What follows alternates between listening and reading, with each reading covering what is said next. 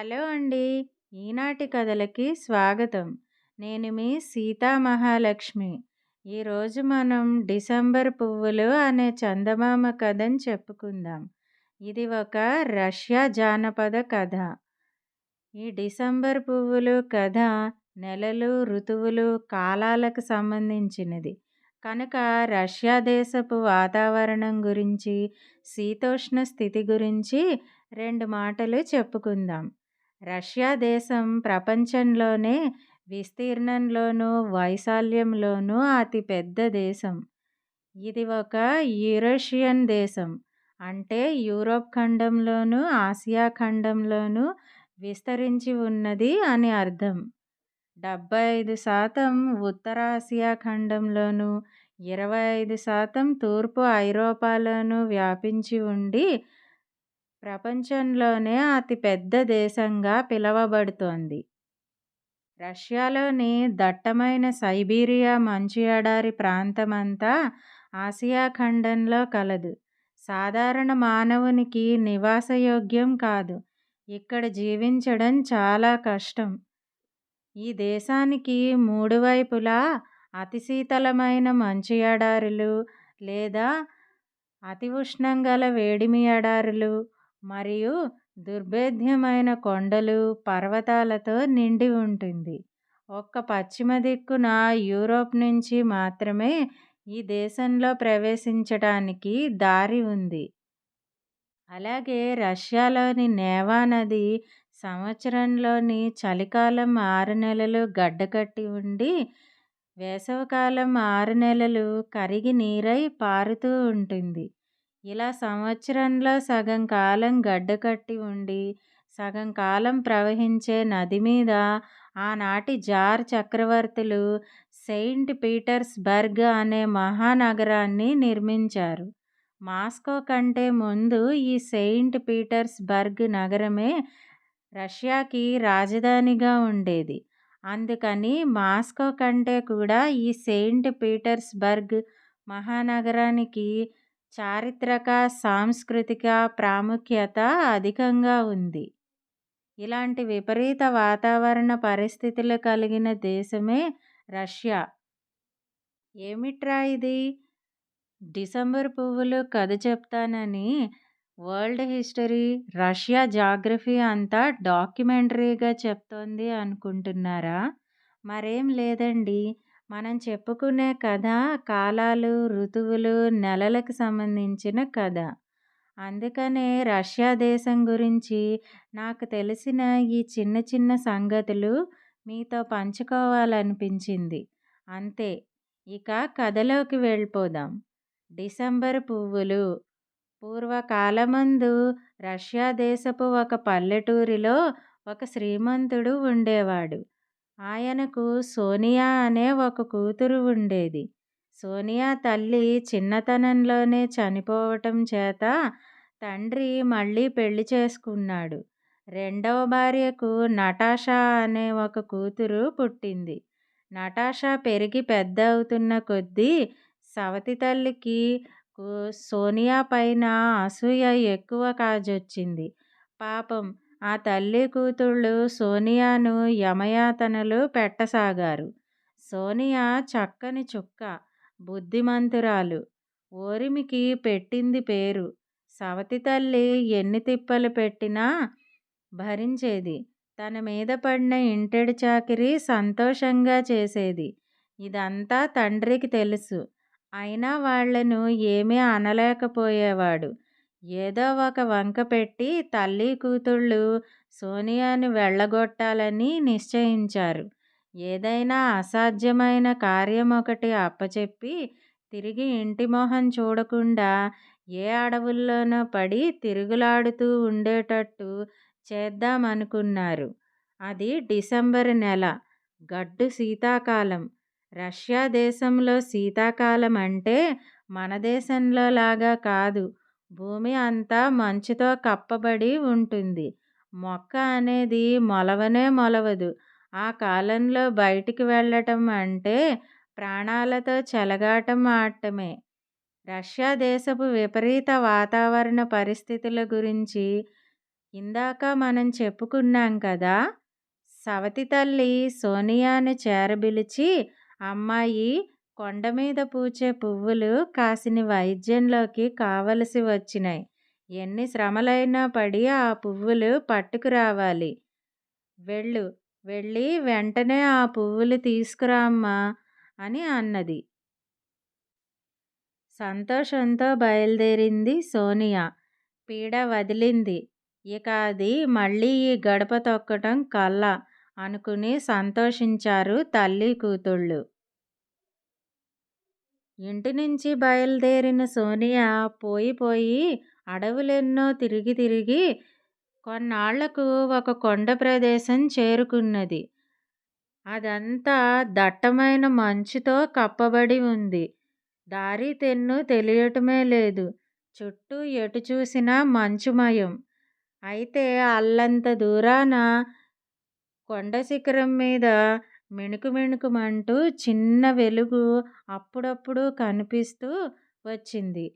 ఆ వెలుగు గుర్తుగా పెట్టుకుని సోనియా అదే వైపు నడక సాగించింది. చేరువకు పోయిన కొద్దీ ఆ వెలుగు ఎక్కువ కాజొచ్చింది. ఆమెకు ఆశ్చర్యం వేసింది. ఇంకా దగ్గరకు వెళ్ళింది. అది ఒక చలిమంట. దాని చుట్టూతా కొంతమంది పురుషులు కూర్చుని ఏదో మాట్లాడుకుంటూ చలి కాచుకుంటున్నారు. సోనియా ధైర్యంగా మంట దగ్గరకు వెళ్ళి కూచున్న వారందరికీ నమస్కరించింది. కూచున్న వాళ్ళు 11 మంది. అక్కడనే పక్కన ఒక ఎత్తైన సింహాసనం మీద ఒక ముసలిరాజు తలపైన కిరీటము, చేతిలో రాజదండము ధరించి కూర్చున్నాడు. సోనియా పెట్టిన నమస్కారాన్ని ఆయనే అందుకున్నాడు. కూర్చుని ఉన్న 11 మందిలో ఒకాయన ఆమెను పలకరిస్తూ, "అమ్మాయి, నీవెవరవు? మానవులు చొరరాని ఈ ప్రదేశానికి ఈ అపరాత్రి వేళ పనిగట్టుకొని ఎందుకు వచ్చావు?" అని ఆశ్చర్యంగా అడిగి కొంతసేపు ఊరుకుని, "మేము మాసాలను పాలించే రాజులం. జనవరి, ఫిబ్రవరి, మార్చి, ఏప్రిల్, మే మొదలైనవి మా పేర్లు. ఏడాదికి 12 నెలల్లో ఒక్కొక్క నెలకు మేము ఒక్కొక్కరము రాజుగా ఉంటాము. మేము నెలరాజులం. ఇప్పుడు ఆ సింహాసనం మీద కూర్చుని ఉన్న ఆయన డిసెంబర్ మహారాజులుంగారు" అని ఆమెకు తెలియచెప్పాడు. సోనియా డిసెంబర్ మహారాజులుంగారికేసి తిరిగింది. ఆ మంట యొక్క కాంతికి బంగారు బొమ్మలా మెరిసిపోయే ఆ బాలికను చూశాడు డిసెంబర్ మహారాజు. ఆమె ముఖం చిరునవ్వుతోనే ఉన్నప్పటికీ అమాయకమైన దైన్యంతో కూడి ఉన్నట్టు కనిపించింది. దయనీయమైన ఆమె చరిత్ర వినటంతోటే డిసెంబర్ రాజుకు ఆమె మీద అంతులేని దయ పుట్టుకు వచ్చింది. పుత్రికా వాత్సల్యం కలిగింది. ఆయన లేచి వచ్చి ఆమెను ఓదారుస్తూ మంట వద్ద కూర్చుని ఉన్న జూన్ మహారాజును సింహాసనం ఎక్కమన్నాడు. జూన్ రాజు గద్దె మీద కూర్చుని ఆజ్ఞాపూర్వకంగా ఒక్కసారి దండం ఊపేసరికల్లా కొండమీది మంచు త్రుటిలో కరిగిపోయింది. చూస్తూ ఉండగానే వసంత ఋతువు ప్రవేశించింది. భూమి అంతా పచ్చగా, కండ్ల పండువగా కనిపించింది. మొక్కలు మొలిచినై, చెట్లు చిగురించినై, పూలు పుష్పించినై, చెట్లు కాయలతోనూ పళ్ళతోనూ నిండిపోయినై. చుట్టూతా ఎక్కడ చూసినా అంతా పచ్చదనమే. జూన్ రాజు అనుమతి పైన సోనియా అపరిమితమైన సంతోషంతో ఒడి నిండా కావలసినన్ని పువ్వులు కోసుకున్నది. పువ్వులు సృష్టించి ఇవ్వటమే కాకుండా ఇంటికి వెళ్ళే వరకు అవి వాడిపోకుండా ఉండేటట్టు జూన్ రాజు వరం ఇచ్చాడు. సోనియా కోరిక నెరవేర్చడంతోటే జూన్ రాజు గద్దె దిగి మళ్ళీ చలిమంట వద్దకు పోయాడు. అప్పుడు డిసెంబర్ మహారాజులుంగారు యథాప్రకారం గద్దె ఎక్కాడు. జూన్ రాజు దిగటంతోనే మొక్క మోడు మాయమైపోయినాయి. డిసెంబర్ రాజు గద్దె ఎక్కటంతోనే మళ్ళీ కొండలన్నీ మంచుతో ఘనీభవించినయి. 12 మంది నెలరాజులు ఆమెను కన్న బిడ్డవలె చేరదీసి వాత్సల్యంతో ఆశీర్వదించి ఆమెకు వరములిచ్చారు.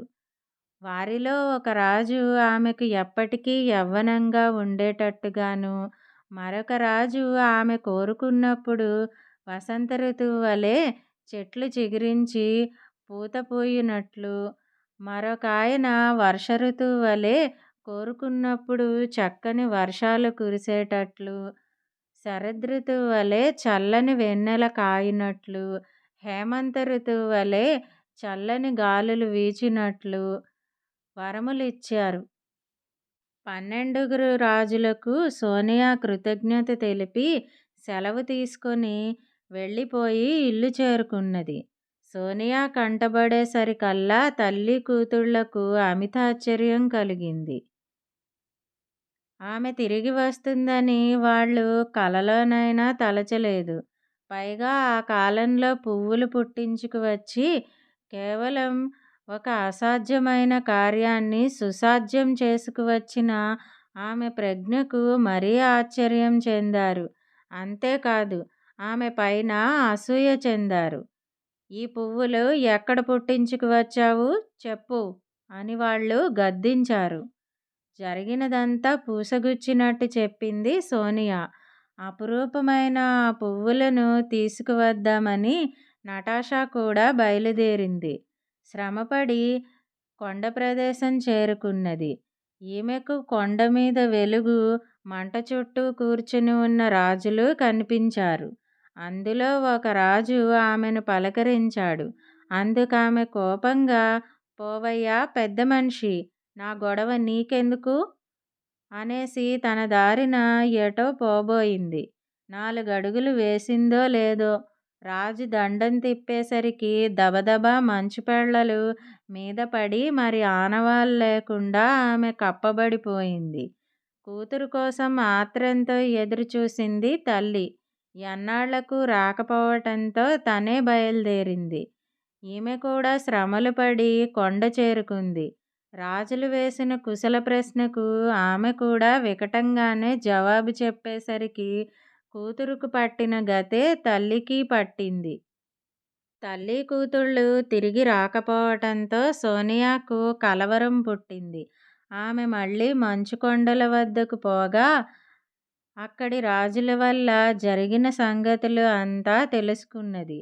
సోనియా తన మాట మంచితనంతో నెలరాజుల మనసులు కరిగించి సవతి తల్లిని నటాషాను బతికించుకున్నది. జూన్ మాసంలో పూయవలసిన పువ్వులను ప్రత్యేకించి సోనియా కోసం డిసెంబర్ నెలలోనే సృష్టించి ఇచ్చిన జూన్ మహారాజు ఆజ్ఞ ప్రకారం ఆ పువ్వులకు డిసెంబర్ పువ్వులు అనే పేరు శాశ్వతంగా నిలిచిపోయింది. తర్వాతి కాలంలో ఆ పువ్వులు ప్రపంచమంతటా అన్ని దేశాలలోనూ పూచసాగాయి. కథ రష్యాకి, మనం ఇంటికి. ఇదండి డిసెంబర్ పువ్వులు కథ. ఈ కథ కనుక మీకు నచ్చినట్టయితే లైక్ చేయండి. ఈ కథను మీ స్నేహితులకు షేర్ చేయండి. కథపై మీ అభిప్రాయాన్ని కామెంట్ రూపంలో తెలియజేయండి. మరిన్ని మంచి కథల కోసం మా ఛానల్ను సబ్స్క్రైబ్ చేసుకోండి. మళ్ళీ మరొక మంచి కథతో కలుసుకుందాం. అంతవరకు వింటూనే ఉండండి ఈనాటి కథలు.